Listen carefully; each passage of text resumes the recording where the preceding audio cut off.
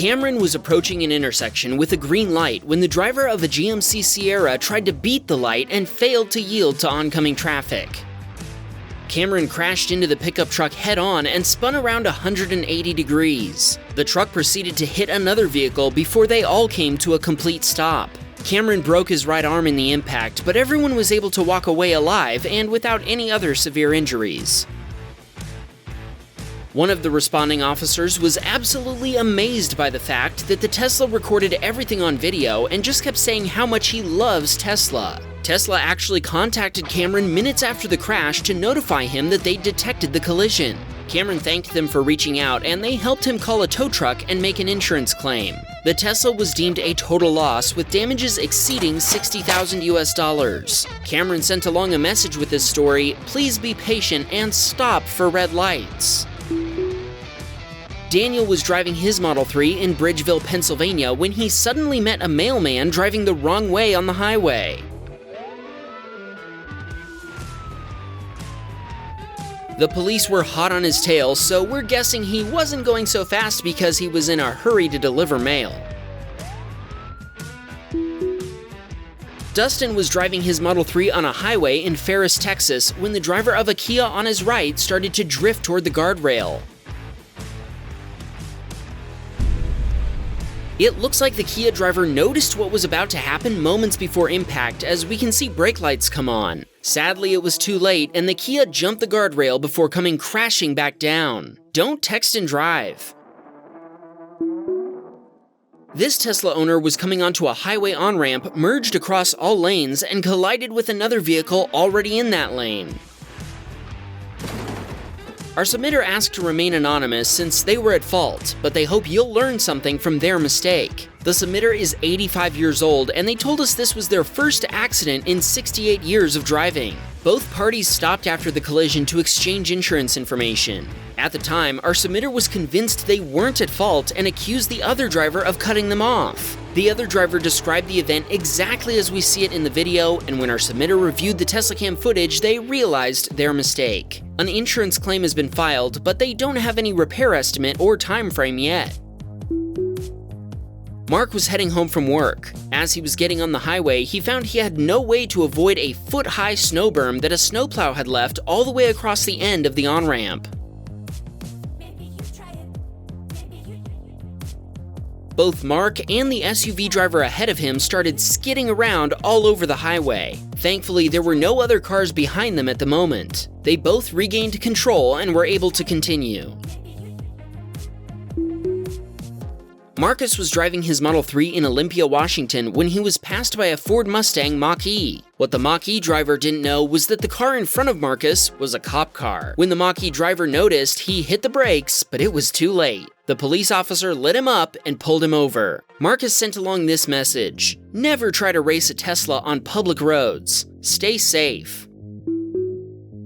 Chris was driving with his attention on the white truck to his left, waiting to enter the road. He didn't notice a car from the right until it was already in his path. Chris thinks if he hadn't swerved, this would have likely been a 3-car accident since they probably would have hit the truck. Richard was changing lanes when an Infiniti SUV driver was speeding past on the on-ramp to I-85 South. The Infiniti crossed 2 lanes of an exit ramp before crashing into Richard. Richard told us he was changing lanes, but he wanted to make it clear that the Infiniti wasn't there when he'd started merging. He told us this is common in Atlanta. People try to pass as many cars as possible when getting on the interstate.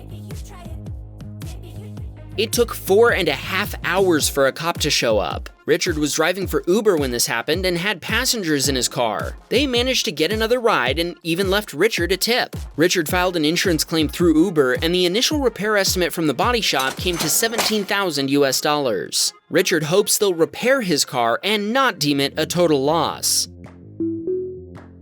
Kunal was using the full self-driving beta when he noticed his arrival time to his destination had increased and the Tesla was taking him on a different route than usual. Suddenly, he heard the sound of helicopters. When he looked to the left, he saw helicopters taking the president to DC from Delaware. Kunal told us there were also 2 V-22 Ospreys trailing the presidential helicopter convoy.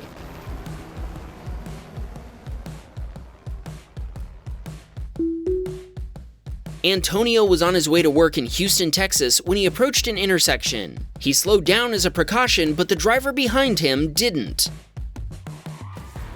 The pickup rear-ended him, causing him to launch forward into the road. Luckily, there weren't any oncoming cars at the time. They filed an insurance claim, and Antonio is still waiting to hear how much the repairs will cost.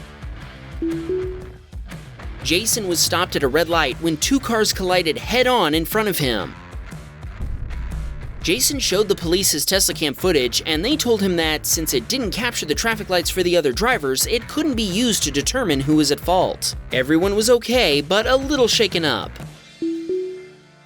Skylar was test driving a Model Y when a pickup truck rear-ended her.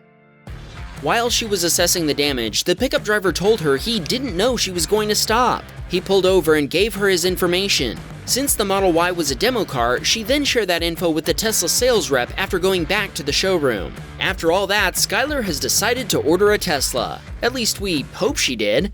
In what other car can you experience this much excitement? Warren was driving on a road where two lanes merge into one, and everyone uses the zipper merge, but the driver of a Bumblebee yellow Camaro didn't get the memo. The Camaro driver didn't understand how to zipper merge and tried to cut in front of Warren at the last minute. Warren admits he should have stayed calm, but he didn't. He gave the Camaro driver a run for his money. As Warren described it, another driver with a cooler head moved over and the Camaro passed on the shoulder. Who was in the wrong here? Warren for not letting the Camaro driver in, or the Camaro driver for not merging like a zipper? Let us know in a comment. This submitter had parked his Model 3 in San Jose, California when a car pulled up behind it and a guy jumped out of the back seat.